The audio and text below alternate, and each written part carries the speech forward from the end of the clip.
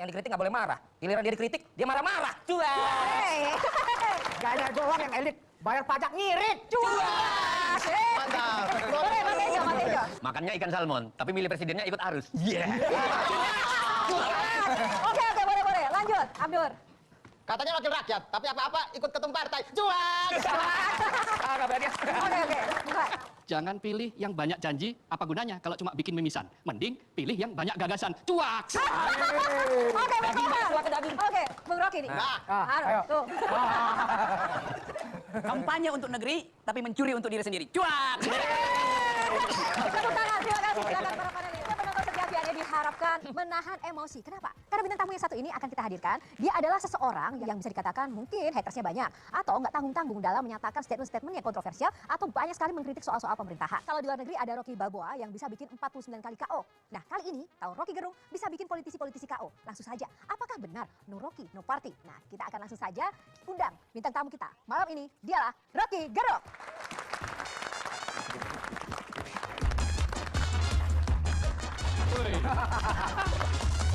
Halo, apa kabar? Loh, benar.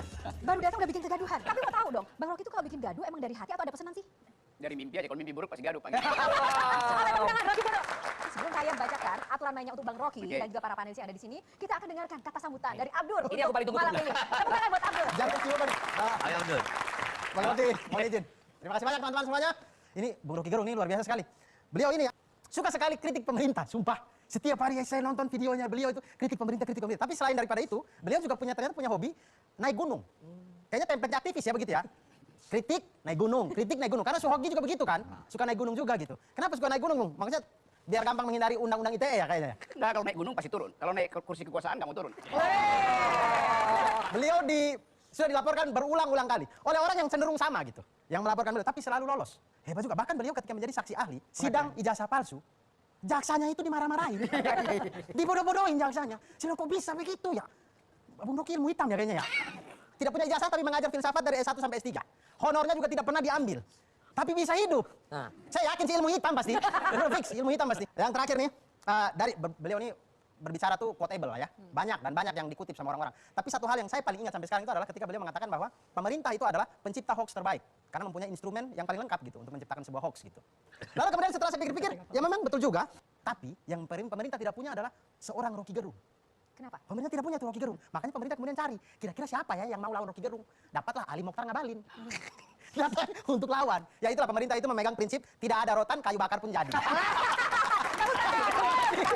Oke, yang pasti ini sudah panas di awal acara. Kita akan semakin bikin panas dengan memulai bintang tamu kita harus menjawab banyak pertanyaan dari para panelis melalui pilihan box. Kita lihat, buka dulu, ada 9 box. Nomor berapa yang pertama, Bang Rocky? 5. Nomor 5, wow, poros tengah langsung dipilih. Kita buka, di balik nomor 5 ada 2024. Wah, langsung. Sebelum saya serahkan ke panelis, saya mau tahu dulu dong, menurut Bung Rocky ini 2024 pemilu akan benar-benar terlaksana tepat waktu nggak sih? Lebih besar kemungkinannya tidak terlaksana. Kenapa? Saya nggak lihat ada tanda-tanda bahwa pemilu itu disiapkan untuk kompetisi yang sehat. Karena Pak Jokowi sampai sekarang masih jadi endorser. Jadi dia baru terlaksana kalau Pak Jokowi. Saya nggak lihat ada tanda-tanda bahwa pemilu itu disiapkan untuk kompetisi yang sehat. Karena Pak Jokowi sampai sekarang masih jadi endorser. Jadi dia baru terlaksana kalau Pak Jokowi berhenti jadi endorser itu sebetulnya. Jadi sebetulnya pemilu itu kan adalah tertib, keteduhan untuk memilih. Kalau diganggu-ganggu oleh Pak Jokowi, ya itu artinya Pak Jokowi nggak ingin ada pemilu sebetulnya, kan gampangnya begitu. Bang Kohar? Gini, Apa? itu kan ada alasan karena ingin melanjutkan keberlanjutan. Logis nggak sih sebetulnya? Hak apa presiden ingin pastikan dia harus berlanjut? Kan rakyat yang menentukan dia mau berlanjut apa enggak. Ya, dia pemerintahnya berakhir. Iya. Tapi apa yang sudah dihasilkan selama ini, mubazir dong kalau nggak berlanjut. Ya kalau berlanjut artinya presiden berikutnya juga akan pakai pola yang sama. Kalau begitu sampai 2302 itu berlanjut terus. Kan ada break, setiap pemilih itu adalah radical break, dievaluasi itu. Kalau bagus ya dilanjutin. Kan ditentukan nanti di dalam speech dari presiden terpilih, dia mau lanjutkan periode Pak Jokowi atau enggak tuh. Kalau sekarang ditentukan itu enggak, artinya enggak fair. Jadi udah di brief siapa yang ingin melanjutkan, dia akan dapat endorsement dari presiden. Kan itu dungungnya di situ. Dungu. Oke. Udah keluar satu dungu. Bang Willy, ayo dong. Kalau seperti itu pandangan seorang Rocky, figur seperti apa yang kemudian pas menjawab tantangan zaman Indonesia ke depan? Saya pengen lihat isi otaknya, bukan wajahnya tuh. Figur itu ditentukan oleh isi kepalanya tuh. Memang bisa dipisahkan? Pasti bisa tuh. Bagaimana cara memisahkan isi kepala dengan orang? Yes, ada figur yang baik-baik tapi isi kepalanya buruk. Jadi kita mau tunggu isi kepalanya itu dikeluarkan, baru kita sebutkan, oh figurnya seperti itu atau seperti ini, silakan pilih. Hanya isi kepala atau integritasnya juga penting? Saya pakai kriteria. Pertama adalah soal integritas. Jadi pemimpin berikut itu bukan soal elektabilitasnya. Nah. Dia pertama mesti lolos etikabilitasnya. Di dalamnya ada integritas. Berikut dia lolos sensor intelektualitas. Setelah itu baru kita pertimbangkan elektabilitasnya tuh. Jadi kalau dia gagal di dalam etikability, apalagi filter berikutnya intellectuality, ngapain kita kasih dia elektabilitas? Oke, Mbak Tejo silakan. Kenapa di setiap kesempatan kalau aku nggak salah dengar, Bung, gunung yang direkomendasi untuk didaki itu Rinjani? Karena di atas ada Dewi Anjani. Oke, selesai di box pertama untuk 2024, kita masuk ke box selanjutnya. Bang Rocky, silakan pilih box nomor berapa? 9. 9. Kita buka, di baliknya ada politik gelitik. Lanjut loh ya, 2024 sekarang kita masuk ke politik gelitik. Nah, langsung saja mungkin Bang Kohar. Bung Rocky pernah mendirikan, menjadi founder lah ya, partai bersama Dr. Sahrir, Partai Indonesia Baru, lalu Partai Sri. Oke. Tapi setelah mendirikan, Anda lari begitu. Anda biarkan itu partai itu jalan sendiri, Anda tidak masuk di dalamnya. Memang supaya kita Kenapa? supaya kita uji partai itu bisa berjalan nggak setelah konsepnya dibuat. Kan begitu partai dideklarasikan, idenya lengkap, tinggal teknokrasi di dalam partai itu kan. Dan saya nggak mungkin mengurus teknokrasi itu. Jadi ya saya membantu melahirkan Partai Indonesia Baru waktu itu dengan ide untuk mengetahui apakah Indonesia sanggup untuk masuk di dalam imperatif demokratik imperatif itu. Yang sepenuhnya didasarkan pada force of the better argument. Kita waktu partai itu dibuat, ide saya adalah kita bikin partai supaya semua orang mampu berdebat dengan akal pikiran di situ. Partai itu gagal. Dia masuk ke urutan ikut pemilu tapi urutan ke-24 itu. Mungkin karena Bung Rocky nggak bergelut langsung. Kan kita tahu kita mau duel ide bukan duel amplop di situ kan. Jadi buat apa nuntun? Kalau pikiran udah jalan kan dia akan jalan sendiri kan. Tapi saya tahu waktu itu bahwa publik politik Indonesia belum cukup mampu untuk mengajukan tesis-tesis radikal dalam demokrasi. Itu selesai lo waktu Sri Mulyani dianiaya, saya beberapa teman kita bikin Partai Sri. Serikat Rakyat Independen. Ya. Kita pakai kata serikat rakyat dan independen itu untuk membedakan dengan partai yang elit segala macam itu. Jadi kita mau kembalikan ideologi kerakyatan itu yang mungkin orang sebut kind of socialism untuk menguji apakah bangsa ini bisa menghidupi dirinya sendiri tanpa akumulasi atau tanpa sistem kapitalis itu. Tapi kita ingin supaya individualisme itu diajukan bukan dalam pengertian kepentingan individu tapi kebebasan individu. Dan itu gagal tuh karena dianggap Artinya dari 2 eksperimen itu kesimpulan Bung Rocky apa? yang masyarakat kita akal sehatnya belum cukup untuk Akal sehat belum cukup untuk mencerna ide. Kalau ngambil amplop itu terlatih, tapi mencerna ide ini soalnya. Kenapa sih kok belum bisa mencerna ide padahal kan juga banyak tokoh-tokoh yang pinter, nggak semua masyarakat kita bodoh loh, Bung Rocky. Ada soal feodalisme. Jadi prinsip tadi individualitinya, keindividuan kita itu masih bisa dibatalkan oleh feodalisme, oleh komunalisme, oleh kapitalisme, oleh macam-macam, oleh hedonisme. Jadi bukan gagal, saya anggap belum waktunya itu. Tidak timely sebetulnya. Nah, setuju nggak nih Bung Willy nih? Ini apa yang dikatakan Rocky, satu hal yang nggak terbukti. Apakah Rocky hanya menjadikan intelektualitas itu hanya piranti-piranti tanpa kemudian apa yang dibilang oleh Mas Kohar, gatuk gitu. Karena apa? Ide itu juga menjadi driven perubahan, bukan hanya ngebacot semata-mata. Nggak cukup beride tapi harus aksi. Itu. Iya, harus aksi. Gimana tuh? Ya memang kalau tahap idenya itu tidak berakar atau tidak tumbuh, ya aksinya apa? Tapi kalau idenya sendiri tidak bisa tumbuh, itu artinya ada problem dengan mungkin nggak compatible demokrasi dengan masyarakat Indonesia kan. Silakan Valen. Bang Rocky ini misalnya membuat sebuah partai, membuat sebuah ide, membuat sebuah gagasan lagi-lagi di level yang filsuf kan. Oke. Tapi kemudian nggak sampai ke prakteknya ternyata. Dan Bung Rocky lebih kepada, ya memang saya jangan jadi teknokratnya, saya di filsufnya. Tapi sampai kapan Bang? Kalau sampai akhirnya itu tidak ada yang bisa menjalankan, mungkin memang Bang Rocky yang juga harus bisa menyelaraskan 4 strata tadi. Enggak gini, Valen. Nggak boleh agak jadi pintar gitu. Jangan dipotong gitu. Udah panjang-panjang ternyata enggak Nggak gitu. bisa.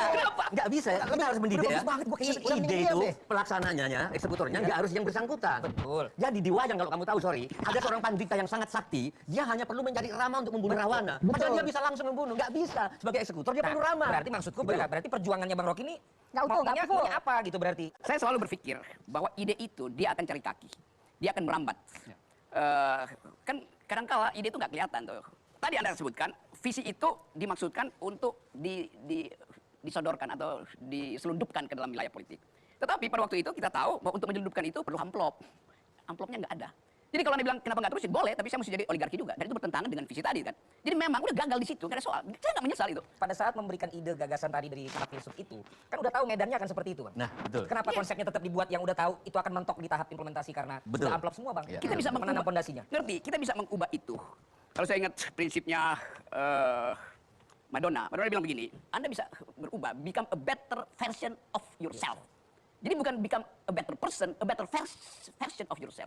Jadi versi lain dari dirimu. Saya nggak mau jadi orang lain. Saya tetap dengan versi itu, lalu saya uji. Kalau nggak bisa, ya nggak ada soal kan. Nah, Bung Yang Rocky. penting saya sudah berupaya, saya menjadi better version, bukan better person. Nah. Kalau jadi better person, saya mesti kumpulin amplop. Nah, membuktikan gimana itu. gimana kalau misalnya ada yang kemudian seperti Bung Rocky ini, banyak kritik, kemudian banyak ide, banyak gagasan, tapi ternyata tujuannya hanya untuk menarik amplop. Mencuri perhatian agar dapat amplop. Banyak orang. Bung Rocky? Saya itu. Nah, kalau Bung Rocky gimana dong? Bisa dianggap seperti itu juga nggak? Ya saya nggak bisa judge orang. Kalau Kalau ada Bung tanya Rocky? saya udah ngumpulin amplop itu. Yang nyodorin amplop banyak, tapi Yang saya bilang nyodorin amplop saya amplop lebih banyak, jadi saya nggak perlu. Oke, tepuk tangan.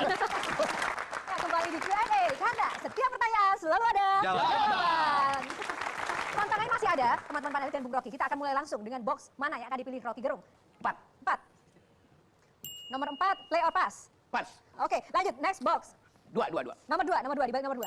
Benar-benar jawaban. Benar-benar jawaban, kita akan langsung kasih kesempatan ke Abdur. Abdur. Saya. Kita berikan semangat untuk Abdur. Ini hal yang pas banget, pas boxnya pas banget. Bung, saya pengen tanya, Bung Rocky kenapa tidak suka sekali dengan pemerintahan Jokowi? Wow, honest question ya. Saya bukan tidak suka sekali. Sekali-sekali saya suka.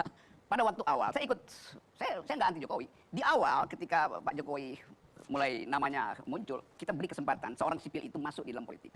Lalu saya bikin perjanjian dengan mereka yang sekarang ada di KSP Istana itu. Kalian kita dorong masuk ke dalam kabinet Pak Jokowi di awal bahkan. Tapi kalian mesti melapor ke kita. Kan etikanya begitu kan. Yang kita suruh masuk, dia mesti melapor ke kita. Dalam perjalanan, dia nggak melapor ke saya dan teman-teman saya yang di luar tuh. Dia bahkan cari suaka di dalam rejim itu. Jadi dari awal kita tahu mental ini dia menunggu amplop, dikasih amplop, dia diam itu. Dulu kita bilang, masuk ke istana, bikin diskurs human rights di situ. Lakukan semacam pendekatan sehingga Pak Jokowi dilindungi oleh yang kita sebut sebagai prinsip-prinsip civilian value. Dia nggak lakukan itu. Kenapa waktu perundingan dengan teman-teman tuh tidak Bung Rocky aja yang masuk gitu? Kalau gue yang masuk nggak ada yang kontrol gue, itu kan gue akan suka-suka. Oke, silakan Bang Kohar. Bung Rocky pernah tulis mengkritik DPR itu lebih sekadar lalu lalang tubuh, bukan lalu lalang pikiran. Jadi ada membedakan antara lalu lalang tubuh dan lalu lalang pikiran. Bung Rocky ini mengkritik sekeras apapun, tapi kok bisa lolos terus? Jangan-jangan ada backing gitu. Ada backingnya akal sehat itu. Kan saya mengucapkan itu dengan dalil akademis. Sampai sekarang mungkin masih ada 30 laporan di polisi itu yang mungkin polisi juga gini coba. Suatu waktu polisi panggil saya untuk kasus apa ya? Mungkin saya bilang Presiden Jokowi tidak paham Pancasila, itu udah dilaporin itu. Ya.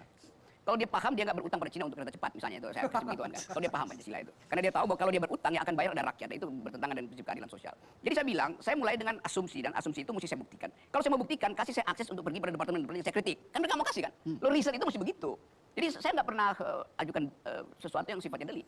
Sehingga polisi satu waktu dia udah pusing ini. Gimana cara? Memang ada delik, Pak. Jadi yang saya kritik itu betul-betul policy kebijakan dengan basis akademis. Saya nggak anti Jokowi, saya anti kebijakan Jokowi yang nggak masuk akal. Lalu saya terangkan di mana nggak masuk akal kan. Orang bilang, ya Anda menghina presiden. Saya nggak pernah menghina presiden. Kan itu intinya kan. Nah, lalu intinya adalah ada backingan atau tidak? Rocky, Bukan soal backingan. Tapi kalau misalnya yang laporan itu otaknya ada, pasti saya kena delik. Yang laporin juga dungu, ngapain? Oke, lagi. Pak Teja silakan. Yang waktu marah-marah sama jaksa itu ya? Pancasila itu bukan sumber hukum. kalau nggak salah. Karena Pancasila nyata, bisa diuraikan. Nah, sumber hukum adalah sesuatu yang harusnya intangible, yang abstrak. Bisa dijelaskan? Indonesia selalu mengklaim bahwa ada nilai tertinggi yang jadi acuan hukum positif kita itu. Disebut sebagai philosophical foundation itu. Kalau kita baca, dari mana ide itu muncul? Muncul dari tradisi yang disebut positivisme. Dia nulis tentang Stephen Baum teori itu. Di dalam buku itu diterangkan bahwa sumber hukum terakhir dia mesti dalam kondisi fiktif. Jadi nggak boleh konkret. Sekarang Indonesia mengambil resiko dengan mengatakan Pancasila itu adalah sumber hukum tertinggi mengikuti teori Stephen Baum ini. Nah kalau kita konsisten, lo yang bikin teori itu bilang sumber hukum tertinggi itu nggak boleh dirumuskan. Dia harus abstrak supaya dia jadi shaping ideas aja tuh. Menjadi ide penuntun. Kalau idenya konkret, nanti orang bingung. Berarti nanti tafsirnya beda-beda tuh. Jadi biarkan sumber hukum itu abstrak. Sekarang kalau Pancasila disebut sebagai sumber hukum tertinggi, nah Pancasila itu konkret, ada tanggal lahirnya, silanya ada 5. Jadi secara teoritis salah menyebut Pancasila itu sumber hukum, apalagi sekarang disebut Pancasila ideologi negara. Di mana di dalam konstitusi kita disebut Pancasila ideologi negara? Dalam seluruh dokumen negara kita ada. Yang ada Soekarno bilang Pancasila itu adalah falsafah negara, bukan ideologi. Pak Harto bahkan bilang Pancasila adalah asas tunggal, bukan ideologi. Tiba-tiba Jokowi bilang itu ideologi, konsekuensinya panjang. Di mana di dunia ini negara yang berideologi? Nggak ada. Yang ada adalah fasisme itu ideologi. Yang berideologi sekarang tinggal Korea Utara, komunisme itu. Jadi nggak boleh disebut Pancasila itu ideologi negara. Dia boleh kita sebut kesepakatan bersama untuk menuntun Indonesia. Valen, gimana sudah siap ya menghadapi ujian nasional nanti? Silakan. Paradigm kan ada positivity, neo-positivism dan juga critical theory. Saya pikir kalau Tumben lu tahu. of course. Nah, itu saya tahu. Partisipan Bagaimana, dan lain-lain gitu. Iya. Dan saya melihat kalau Bang Rocky kan ke critical theory kalau saya lihat. Wih, Ini kamu mau nanya apa nunjukin bahwa kau ahli hukum? Keduanya, Mbak Teja.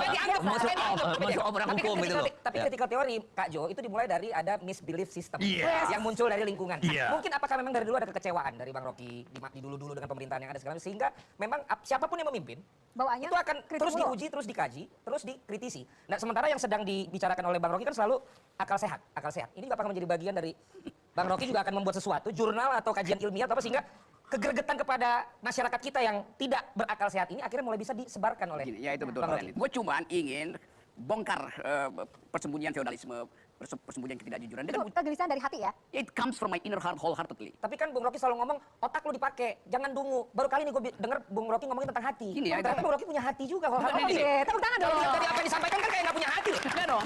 Oke. Buat apa bedain antara otak dan Ada bedanya pasti. Nggak ada. Di dalam teori kita bedain antara reason dan passion. Oke. Tetapi sebagai manusia etis ada istilah kolbu. Kolbu itu lebih tepat itu. Ada reasoning yang dihayati gitu. Atau ada perintah hati yang akhirnya harus diolah oleh otak dan otak terima perintah itu. Saya nggak perlu. Oke, tepuk tangan.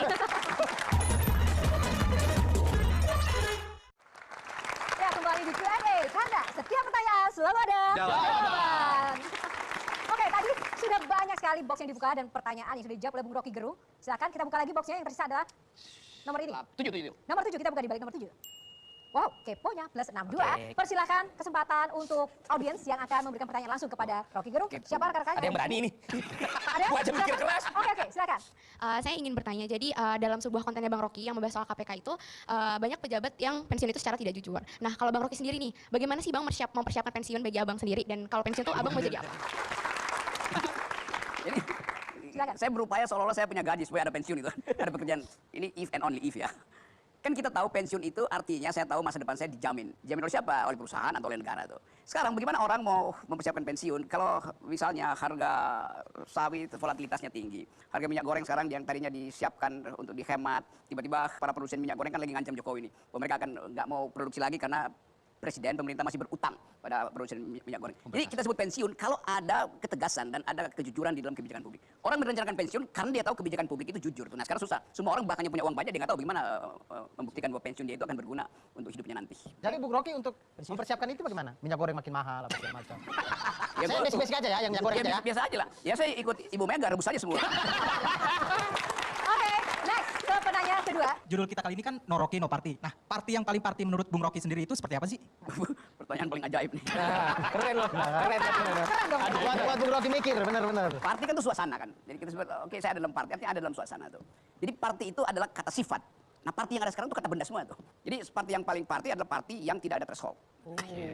Nggak ada batasan. Ya, Tidak ada batasan. Oke, nah ngomong-ngomong soal party, saya mau tanya, ada sebuah video yang Bang Rocky sedang asyik gitu. Apakah ini termasuk party yang disukai oleh Bang Rocky? Kita akan lihat nih video yang satu ini nih. Oh, ada konser. Wah, ini party ala Rocky kan? Oke.